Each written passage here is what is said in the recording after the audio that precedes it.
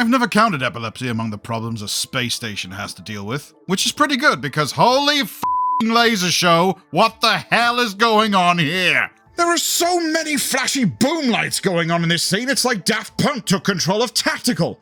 Or the Envy Nation, if you're of a more vintage persuasion, such as myself. Oh, I just aged myself horribly with that one. Sorry. But besides the fact that its design has fluctuated over the years and series alike, it highlights, violently in this case, the ludicrous resilience of perhaps the toughest station in Federation history. Except DS9. That's right, ladies, gents, and sovereigns, I'm talking about the one and only Earth Spacedock. Welcome to Trek Central. I'm your host, Lieutenant Commander Adam. And as always, before we warp into our video of the day, if you want to keep up to date on all the latest Star Trek news, lore, and more, then make sure you hit that subscribe button to never miss a video from the team here at Trek Central. You can also follow us on social media for daily updates on the Star Trek universe. And as always, please do let us know your thoughts in the comments below, because if you're talking about Star Trek, we want to hear about it, and we know you're vocal, so don't be shy. Have I sufficiently patronized you now? Probably. Let's see what's out there. Engage. The prototypical example of a Spacedock-type space station designed by the Federation and utilized by Starfleet is Earth Spacedock, beginning in the 23rd century, all throughout the 24th, and pressed right up against the wall inside the 25th century. She sat for most of her service in a synchronous orbit of the third rock from the Sun, commonly known to one and all as Earth, in the Sol system, located inside the Mushroom Kingdom, where red and green plumber brothers leap around, dive down pipes, and squash onboard pest problems, all while eating shrooms, leading them to what can only be described as a voyage to Trip Out City, where they come to believe that they are the size of a house and... Sorry, I'm crossing the streams again, aren't I? But mushrooms are a factor in this video, I promise. Anyway, this vast space station, visible from the surface of Earth below, has a height of a little under 5,795 meters, or, as we say in human speak, 3.5 miles, which is significantly smaller than a certain small rouge. No, I'm doing it again. Sorry, I'll stick to the facts, I promise. ESD also had a diameter of about 3,810 meters, just a touch under 2.5 miles. It's also the most impressive of the various Starfleet facilities orbiting Earth, and believe me, there were more than they seemed. Construction began around 2257, with the space station being in visible construction state at the end of the Federation Klingon War. She was fully operational sometime before 2285, originally designated Spacedock 1, meaning there was probably going to be more of them. The sight of the opening doors marked the beginning and the end of many Starfleet missions. The design of ESD was fairly interesting, actually, and yet surprisingly simple at the same time. Its massive layout was designed to harbor starships within its mushroom-shaped upper section, see, told you, and the inner docking bay could be accessed through one of 4 space doors that were evenly distanced around the mushroom's outer hull.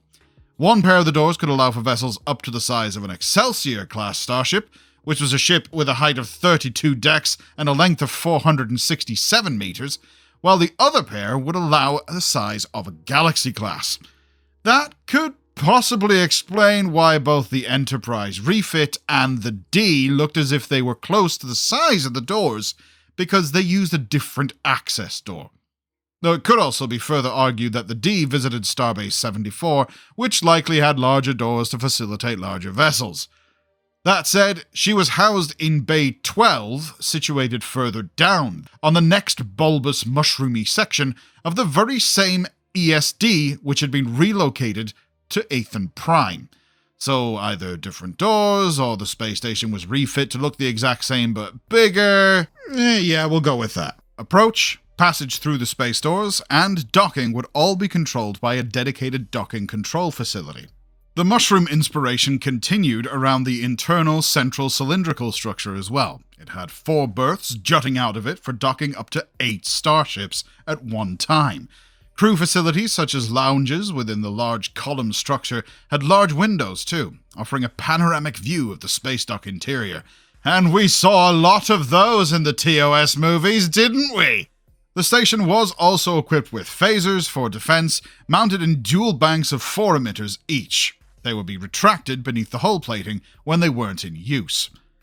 And though we've talked a lot about its exterior, the interior of the Spacedock hasn't really been seen that much outside of what I just said. We've seen some lounge rooms and the hangar bay control rooms on the inside, of course. But as a station for many starships and personnel, ESD is sure to have all the amenities and facilities that would follow.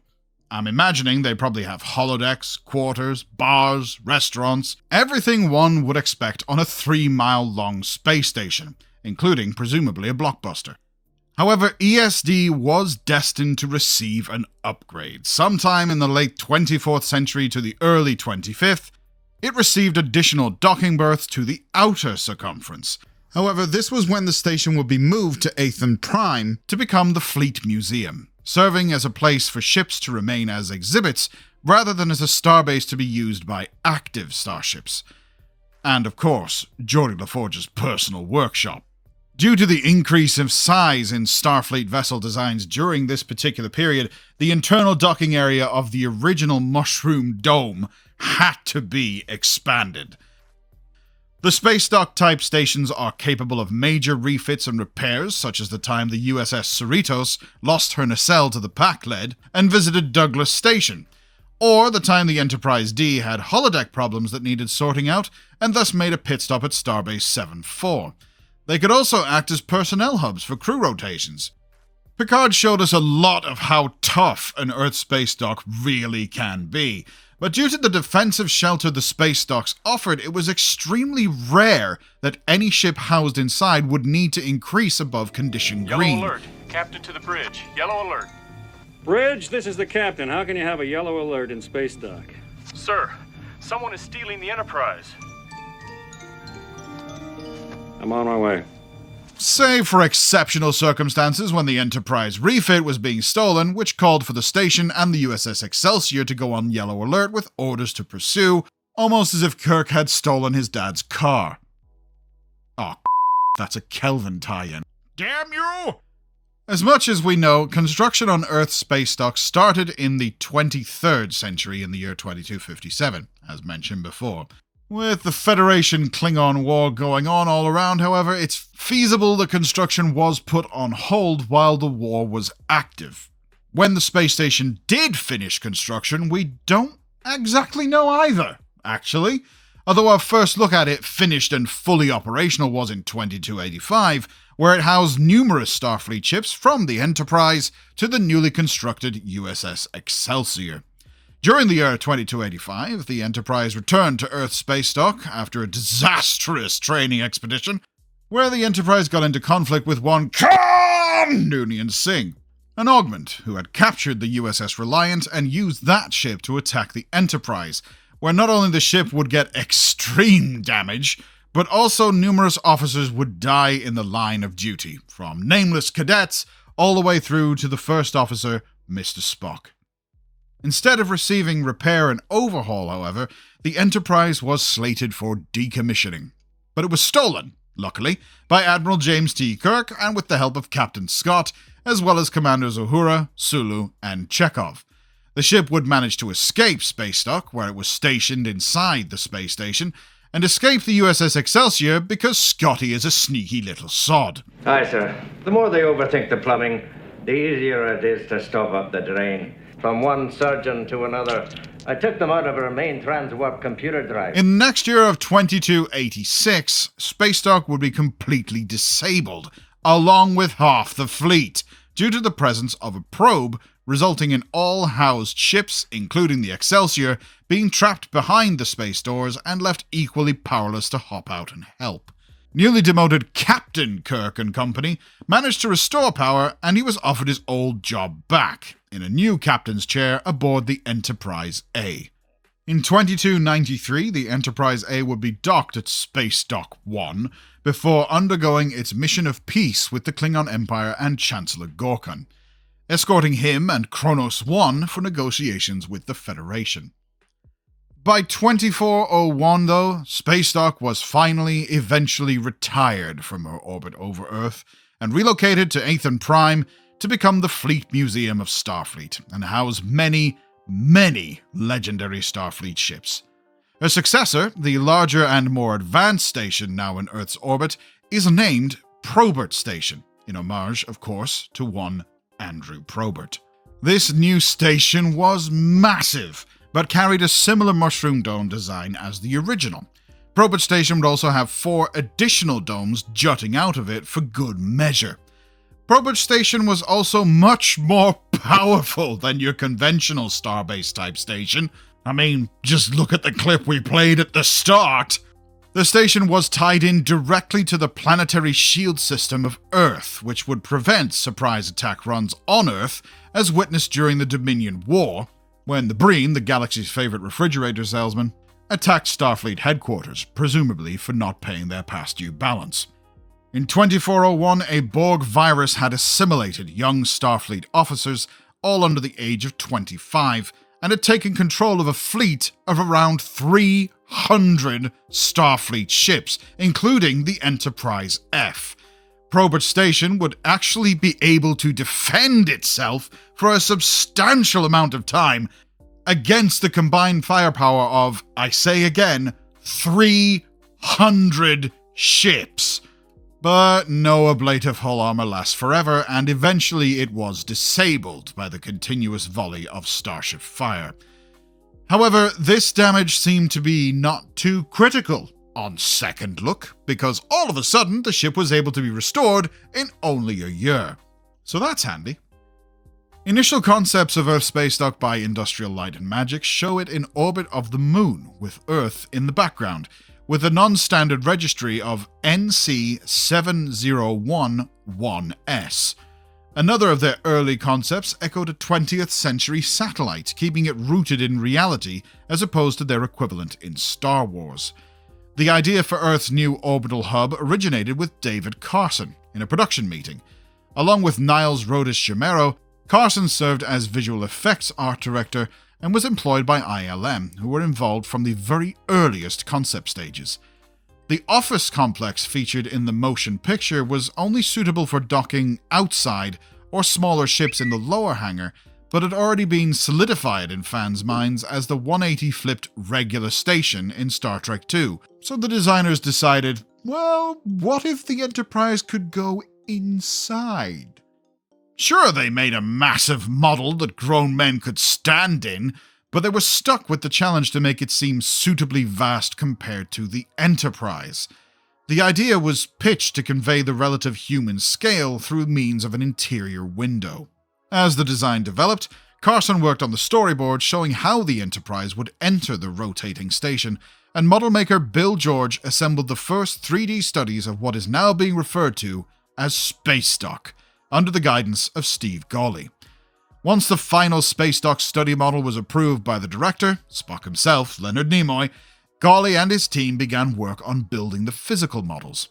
2 large-scale filming miniatures were built at ILM's Californian headquarters in Marlin County, a complete exterior model measuring about 6 feet and a partial interior about 20 feet across. The exterior was made from molded clear plastic panels wrapped around a metal frame and wired with a continuous network of neon light tubes. The surface was covered with thin metal sheets etched with tiny holes to create thousands of tiny windows illuminated from behind. Once complete, it was mounted in front of blue screens to, well, give everyone the impression that there are multiple different Spacedock-type stations dotted around the quadrants. It was cooled with compressed air to prevent the internal lights from overheating and melting the exterior. Filming the model should have been fairly simple, but the smooth off-white surface added an additional middle finger to the mix, by proving to be susceptible to blue spill, whereby reflective objects pick up the color of the blue screen, which leads to sections of the station outright disappearing when all of the blue is removed from the original shot in post-production. To fix this, ILM added a yellow gel to the studio lights to give the Spacedock a greenish hue that had to be filtered out. What an absolute ball ache! I guess that's just what Starfleet gets for choosing lighter colours for our hull plating. Oh well. Oh, and also, fun little fact for you. In the 1970s unused study model of the unused Enterprise design for Star Trek Phase 2 can be seen in the interior of Spacedock in Star Trek 3. Go ahead, have a look. No! Or don't. In Picard Season 3, as we mentioned before, we see that the original ESD has been moved to Athen Prime, seemingly by warp-capable tugs, according to production designer Dave Blass, and it has been transformed into a fleet museum. The logistics of this are sadly not seen on screen, but I can only imagine that it basically had to be tipped on one side and then pulled with tractor beams, which in my mind would make it look oddly like something out of EVE Online. We don't talk about that! Sorry.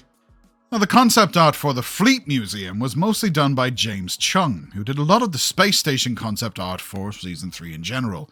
His concept is interesting, as we not only see all the legacy ships from the USS Voyager, the Defiant, and others around the Fleet Museum, but we see a Titan-class starship docked to the space station.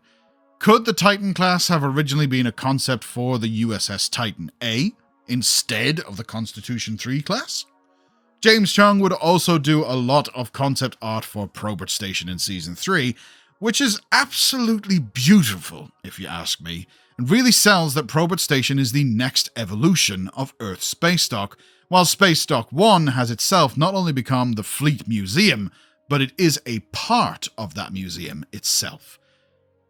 But what do you think? Not only of the iconic mushroom-domed Spacedock itself, but its new version of Probert Station, protecting Earth from forces evil and powerful.